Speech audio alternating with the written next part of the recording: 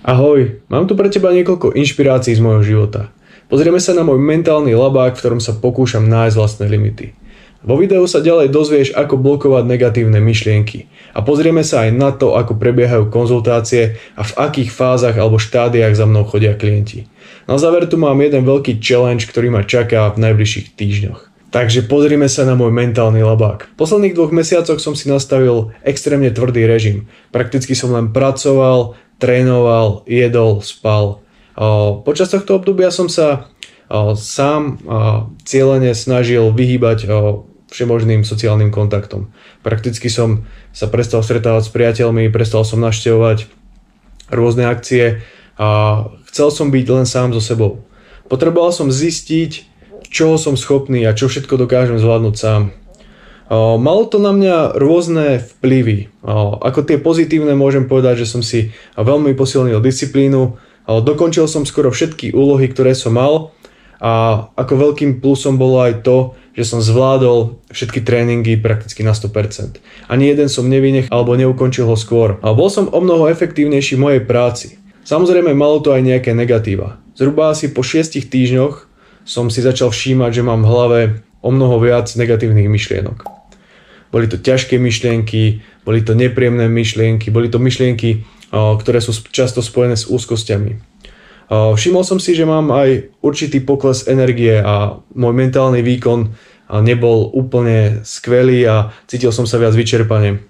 Horšie som sa sústredil, prakticky som zabúdal na drobnosti, nedokázal som plynule vykonávať určité činnosti, ktoré mi predtým boli úplne v pohode. Cítil som sa proste preťažené. A nepamätal som si všetky údaje, ktoré som si mal a cítil som už aj potrebu, že sa potrebujem s niekým vidieť, porozprávať. Potreboval som určitú formu socializácie, ktorú som predtým potláčal. Takže tento tvrdý režim priniesol aj veľa pozitív a to bolo to, že som dokončil svoje úlohy. Silou som veľa vecí zvládol, ale svoju baterku som hodne vyšťavil a tým, že som jej nedodával primerané množstvo nejakej ďalšej energie a odpočinku, tak si to vybralo túto daň, že moje kognitívne funkcie začali upadať, cítil som sa horšie, mal som tie úzkostné myšlienky a potreboval som sa z toho dostať. No pozrieme sa na to, ako som sa vrátil späť, čo mi pomohlo sa znovu vrátiť a znovu nastoliť ten kľud, pokoj, znova byť plný energie, schopný sa sústrediť, mať ten život znovu príjemnejší a trochu aj lepší. Takže aktivity, ktoré som robil, boli to väčšinou aktivity, ktoré som doplnil do môjho bežného dňa, ktoré neboli zamerané na výkon a výsledky. Občas som sa snažil vyjsť na nejaký výlet, či to už bola príroda, alebo som sa proste zobral a išiel som niekde úplne na nové miesto. To mi pomáhalo regenerovať. Samozrejme som sa pokúsil na určitý čas aj znížiť intenzitu tréningov. Počas tých 2 mesiacov som trénoval prakticky každý deň, skoro 3-krát denne. Mal som dní, zhruba 4-krát do týždňa som trénoval 3-krát denne, 2-krát až 3-krát do týždňa som trénoval 2 až 1-krát denne. Viem, že v januári som mal zhruba 60 tréningov, v februári to bolo ešte o niečo viac. Fakt som vstúpil na plyn a potreboval som tú intenzitu ubrať. Z tých XY tréningov, dajme tomu z 15 tréningov týždenne, som to ubral na 10. Ten čas, ktorý som venoval tréningu, som sa snažil venovať nejakým aktivitám, ktoré mi tú baterku dobijú. Takže ako som spomínal, začal som trénovať v inom prostredí. Namiesto behu v okolí, kde žijem, som sa vybral behať na Štrbské pleso, kde som bol v prírode. Aj keď tam bolo veľa snehu, tak mi to pomohlo zrelaxovať a prakticky som vykonával svoj tréning, ale v inom prostredí, ktoré malo na môj mozog veľmi pozitívny vplyv, lebo na to Štrbské pleso som musel ísť, že bola to aj forma nejakého vypadnutia z tej mojej bežnej reality, z toho stereotypu a fakt to môjmu mozgu pomohlo. Začal som viac čítať, väčšinou to boli knihy, ktoré neboli príliš náročné, čiže faktickú literatúru som nahradil nejakou fikciou alebo nejakými príbehmi, nejakými cestopismi, ktoré boli trochu ľahšie a pomohli môjmu telu aj mysli trochu zregenerovať. Ako som už spomínal aj v predchádzajúcom videu, začal som viac skladať puzzle. Puzzle sú skvelé v tom, že si k ním dokážete sadnúť, dokážu vás vtiahnuť na celé hodiny. Mozog sa vtedy dostane do určitého úsporného režimu, v ktorom sa sústredí len na to, aby ste vykonávali určité činnosti, sústredíte sa na farby a nejakú polohu tých kúskov, prakticky mozog oddychuje. Takže aj táto aktivita mi pomohla vrátiť sa späť a zahnať negatívne, ťažké myšlienky. Ďalšou vecou, ktorú som zaradil, dajme tomu poslednom týždni alebo niekoľkých posledných dňoch, bolo aj to, že som sa začal znovu spájať s kamarátmi, stretávať, zájsť si niekde, porozprávať sa. Bo človek to potrebuje. Posledné 2 mesiace som aj odstavil úplne sociálne siete a komunikáciu na nich. Takže som mu znovu trochu obnovil. Človek potrebuje určitý ten kontakt s okolitým prostredím, takže malo to dobrý vplyv na moju psychiku a celkovo behom týždňa sa tieto veci upravili. Ďalšou vecou, ktorá mi hodne pomohla, bolo aj to, že určitý čas dňa som venoval vareniu nových jedál. Varenie je tiež aktivita, pri ktorej sa dokážete dostať do stavu, v ktorom mozog dokáže oddychovať, vykonávate určité činnosti a mozog pritom dokáže relaxovať. Varenie nových jedál vám umožní niečo nové sa naučiť a dokážete si pritom aj celkom efektívne oddychnúť. Ďalšou vecou, ktorú určite odporúčam každému, je tráviť viac času na slnku. Hlavne v ranných hodinách, keď väčšina z nás musí pracovať a nemajú ten čas, tak je dobre si nájsť aspoň 10-15 minút, kedy fakt na tom slnku človek bude. Môže to byť prechádzka, môže to byť cesta na obed, môže to byť čokoľvek. Ale fakt je to veľmi efektívne a hodne to pomáha. Už som možno spomínal pobyt v lese alebo v prírode. A hodina v lese je taký nabíjač energiou, že si to neviem ani predstaviť. Ak to pravidelne nerobíš a netráviš svoj čas niekde v prostredí, kde vidíš zeleň, kde samozrejme teraz je február, nie je to až také zelené a aktívne, ale proste je dobré vypadnúť do toho prostredia, kde vnímaš len to ticho a kde dokáže ten mozog trochu zregenerovať a oddychnúť si. Ďalšou vecou, ktorú pravidelne zaraďujem do svojho života, je meditácia. Odporúčam to každému z vás, vyskúšajte to. Či už sa budete sústrediť na svoj dých alebo na okolité prostredie, pomôže vám to zvládnuť ten nával myšlienok vo vašej hlave. Samozrejme podobné aktivity ako meditácia sú aktivity spojené so stavom flow, môže to byť puzzle, môže to byť šport, ako som už spomínal, nejaká kreatívna činnosť, ktorá vám dobije vašu baterku a dokážete sa znovu zregenerovať. Dosť ľudí teraz v mojom okolí trpí úzkosťami, zažíva búšenie srdca, sú vynervovaní a nevedia čo s tým. Ja tieto symptómy, keď vidím, tak viem presne, že čo sa deje, lebo sám som to zažíval. Takže odporúčam každému, keď sa cítiš zle a si vyčerpaný a nervy ti pracujú na 100%, tak nájdi si čas na to, aby si venoval svoju pozornosť aktivitám, ktoré ti tú baterku dobijú. To sú aktivity spojené so stavom flow, meditácia, pohyb v prírode. Alebo si pozri nejaké videá od ľudí, ktorí s tým pracujú. Lebo vidím, že niektorí ľudia, ktorí trpia úzkosťou a nevedia o tom, tak strávia množstvo času tým, že behajú po rôznych doktoroch a vyšetreniach, ktoré im reálne nepomáhajú. Keď ťa proste stres chytí, tak to bušenie srdca, potenie, nervozita, problém s pamäťou. Všeobecný doktor ťa maximálne pošle na ďalšie vyšetrenia a v tom lepšom prípade ťa pošle na psychiatriu, kde sa dostaneš k liekom. Ak to na sebe pozoruješ, že si vyčerpaný a nevieš čo ďalej, tak potrebuješ hlavne začať dobíjať svoju baterku, lebo tvoja baterka vyzerá byť dosť vybite. Vidím to aj na určitých ľuďoch, ktorí behom 2-3 týždňov, keď ich začnú trápiť úzkosti, ako keby zostarli zo stresu.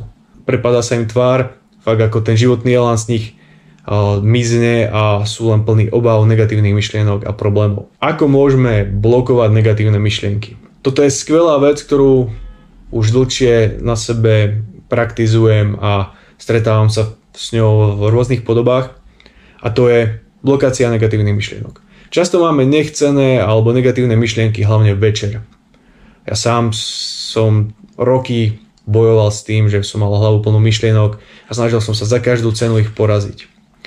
No nie je to cesta. Ako to môžeš zvládnuť? Môžeš to zvládnuť tak, že tie tvoje myšlienky, ktoré máš, si všimneš a necháš ich ísť.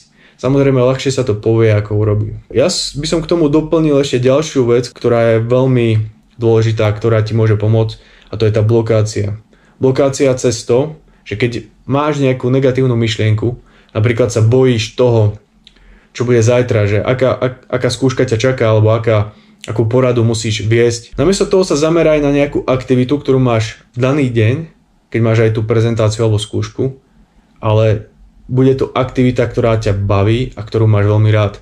Napríklad to môže byť, že pôjdeš s priateľmi na bowling. A ak ťa ten bowling tak extrémne baví a máš k nemu taký veľký vzťah, že si vieš pri ňom oddychnúť, tak tá emočná väzba k tomu ti pomôže prekonať tie negatívne myšlienky. Dôležité je, aby tá aktivita, ktorá ťa čaká alebo na ktorú myslíš, bola tak silná a tak extrémne ťa bavila, že dokáže prekryť tú negatívnu myšlienku, ktorú máš k tej porade. Toto je doslova game changer, ktorý som hľadal prakticky celý život. A to je to, že ty svoje negatívne myšlienky neprekonáš nejakou logickou úvahou vo väčšine prípadov, ale musíš zaútočiť na hĺbšiu časť svojho mozgu a to sú tie emócie. A keď máš silnú emóciu k niečomu, čo ťa baví, tak to je to, čo ti pomôže zvládnuť tie negatívne myšlienky. Takže vyskúšaj to. Môže to byť čokoľvek, môže to byť tanec, môže to byť šport, môže to byť kreslenie, môže to byť hodina spevu. Niečo, čo ti dobije tvoju baterku. Tá aktivita, na ktorú sa tešíš, je aj často spojená so stavom flow, pri ktorom regeneruješ, pri ktorom si tvoj mozog dokáže oddychnúť a dokážeš nabrať tú potrebnú energiu na to, aby si či už zvládol tú skúšku, ktorá ťa čaká, a následne zvládol aj tie negatívne myšlienky, ktoré sú v očakávaní tej ťažkej situácie. Čiže skús si predstaviť namiesto tej skúšky to, ako hádžeš bowlingovou guľou. Je to proste príklad, ale je to veľmi silná vec. V tomto videu nemám toľko času, aby som ti detálne vysvetlil, čo ešte je za tým, ale vyskúšaj to z toho hľadiska, že emócie sú silnejšie ako logika a pomôžu ti zvládnuť tú negatívnu myšlienku. Ako blokovať negatívne myšlienky? Tým, že sa zameriaš na niečo, čo ťa extrémne baví a robí ti to radosť. Takže ďalšia téma. Poďme sa pozrieť na konzultácie. Baví ma, že sa stretávam množstvom zaujímavých ľudí s rôznymi príbehmi. Niektoré sú ťažšie, niektoré sú menej ťažké. Všade je ten istý problém a to je, že ma trápi úzkosť, trápia ma myšlienky a potrebujem to zvládnuť. Väčšina klientov je vo fáze, kde potrebuje akútnu pomoc. Potrebuje behom krátkeho času stabilizovať svoju situáciu. Je to ako keby pohotovosť. Ako keby si prišiel na pohotovosť a potrebuješ od toho daného človeka, aby ti vyriešil aspoň na istý čas ten tvoj stav a aby si sa cítil o niečo lepšie, aby si pochopil, čo sa s tebou deje. Takže to ja najčastejšie robím na mojich konzultáciách, že sa snažím stabilizovať toho klienta. Pozrieme sa na to, z čoho ten strach vychádza.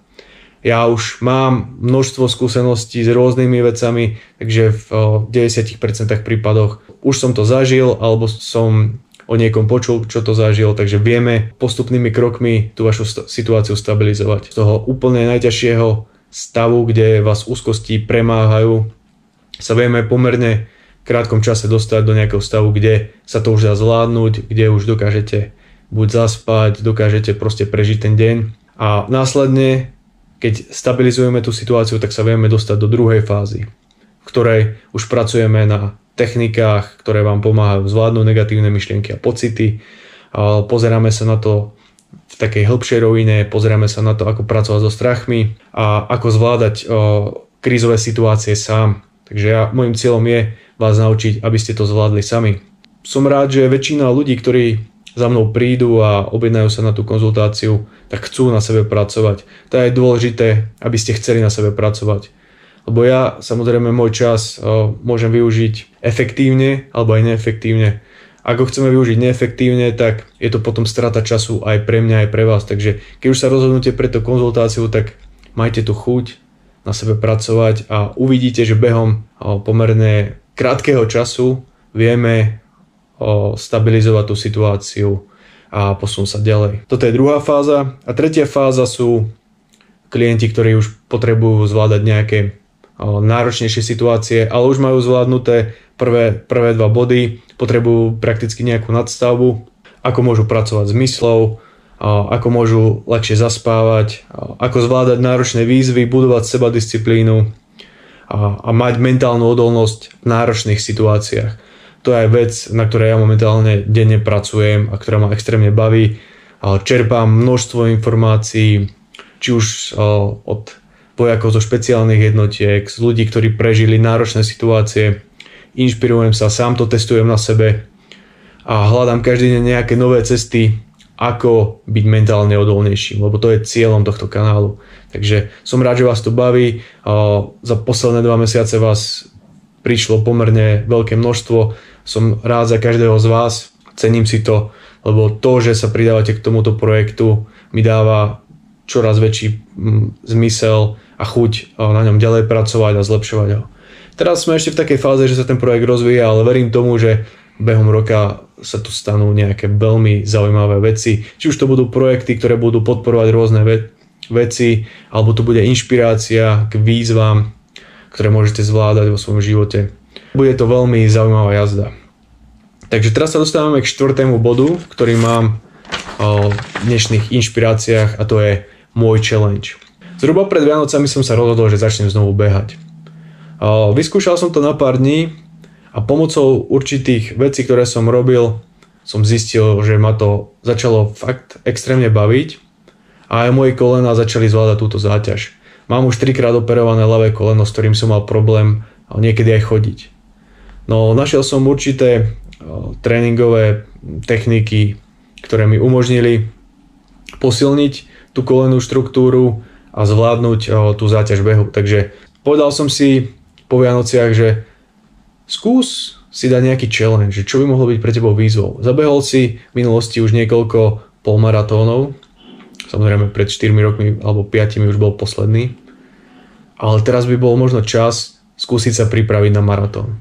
Takže som si povedal, že počas najbližších 3 mesiacov od Vianoc sa pokúsim pripraviť na bratislavský maratón. Počas tohto obdobia zabehnem viac ako 500 km. Momentálne som už zabehol od Vianoc 375 km, takže sa mi to darí a možno sa mi podarí aj prekonať tú 500 a byť dobre pripravený. Samozrejme, tréning na maratón je extrémne náročný, či už fyzicky alebo mentálne. Potrebujete disciplínu k tomu, aby ste behali 4 až 5 krát týždenne. V priemere je to zhruba 10 km na každý beh. Musíte počítať s náročnými dlhými behmi. Ja som zhruba pred týmto rokom nikdy v živote nezabehol viac ako 20 km viac ako 2-krát. Počas tohto obdobia, počas januára, som zabehol 2-krát viac ako 20 km. A v februári som zabehol už 26 km ako moje maximum. Takže postupne to ide. A zistil som, že keď niečo fakt chcete, tak ste schopní to dokázať. Pri behu veľa času trávim sám so svojimi myšlienkami. Niekedy to môže byť náročné, lebo začnete premýšľať a vaše hlasy vám hovoria vzdaj to, je to proste ťažké, vykašli sa na to, ale musíte mať aj ten druhý hlas, ktorý vám povie, robíš to preto, že ťa to baví, robíš to preto, že to chceš zvládnuť. Čiže vždycky je dobré mať aj ten druhý hlas, ktorý vám pomôže prekonať tie náročné situácie. Takže často som hodiny sám so svojimi myšlienkami a musím ich zvládnuť, aby som dokázal svoju misiu dotiahnuť do cieľa. Alebo páči sa mi na moje mysli to, že často vydrží viac ako moje fyzické telo. Keď som naposledy zabehol tých 26 km, tak mi mozog ešte vravel, poď, ešte dáš ďalšie 4 a budeš mať 30. No fyzické telo už nevládalo a prakticky fyzicky som odišiel, ale mentálne som ešte stále chcel ísť. Možno niekedy je dobré proste ísť podľa plánu a nesnažiť sa za každú cenu to prekonať o XY%. Často sa aj hovorí o tom, že keď vaša myseľ niečo vzdá, tak to vzdá aj fyzické telo. U mňa je to aj naopak. Že niekedy vzdá fyzické telo skôr ako myseľ. A musím si uvedomiť, že čo je pre mňa lepšie. Či sa chcem zraniť, alebo nechcem, alebo za každú cenu zvládnem tú úlohu a pôjdem si disciplinovane a tvrdo za tým. Takže niekedy je dobré trošku povoliť. Čo mi pomáha behať je regenerácia. Naučil som sa robiť kvalitný stretching, ktorý mi pomáha fakt spevňovať tie kolenné štruktúry a zregenerovať sa na každý ďalší deň. V minulosti, keď som behal polmaratóny, tak už aj po 5-6 km mi kolena opúchali a proste boli ako melón. Za každým som ich musel niečím natierať, nejakými masťami a snažiť sa to proste zvládnuť. Neustále som trpel nejakou bolesťou. Nemohol som niekedy chodiť. Pred mojím druhým polmaratónom som nedokázal zísť schody z hotela predtým, ako som bežal. bol som na tom fyzicky nie moc dobre. Teraz zabehnem 26 km a vďaka stretchingu som schopný celý deň fungovať bez toho, aby som musel ľahnúť do postele a prakticky len čakať na ďalší deň. Samozrejme pri behu zažívate rôzne pocity, je to ako horská dráha. Jeden deň je skvelé, cítite sa plný energie a ďalší deň je peklo a trápite sa. Takže je dôležité si to uvedomiť a keď to príjmaš, tak prakticky ťa to netrápi. A svojou silou vôle zvládneš aj tie ťažké momenty a pri tých ľahkých si uvedomuješ, že nie vždy to bude ľahké. Často je dôležité si to behanie trochu spríjemniť. Keď beháš stále tú istú trasu každý deň v rovnakom čase, tak tvoj mozog upadá do stereotypu. Takže je dôležité si nájsť nové trasy, nové miesta, behať v rôznom teréne. Ja pred 2 týždňami som sa vybral, že si idem zabehať nejaký taký proste plné cesty a nejaké takéto proste veci. A nakoniec som skončil v tom, že som sa brodil po kolena v blate. Mohol som proste nadávať celý deň, že aký som idiot, že som tam vošiel. Alebo som si to mohol užiť a cez to blato si prebehnúť. A síce tie 4 km blatom ma znavili viac ako 10 a bol som celý špinavý, ale prakticky som si to užil, lebo to bolo proste niečo iné. Takže mi to pomohlo sa ako keby tak reštartovať. A dôležité je si uvedomiť, že treba mať rád svoje problémy a výzvy, ktoré na nás čakajú. Takže každý problém je príležitosť, ako niečo zlepšiť, ako ho vyriešiť, ako sa posunúť. Toto boli moje inšpirácie za posledné 2 mesiace. Ak sa ti video páčilo, daj mu like, môjmu kanálu odber, prípadne ak máš záujem o konzultáciu, kľudne sa mi ozvi a pozrieme sa na tvoj problém bližšie.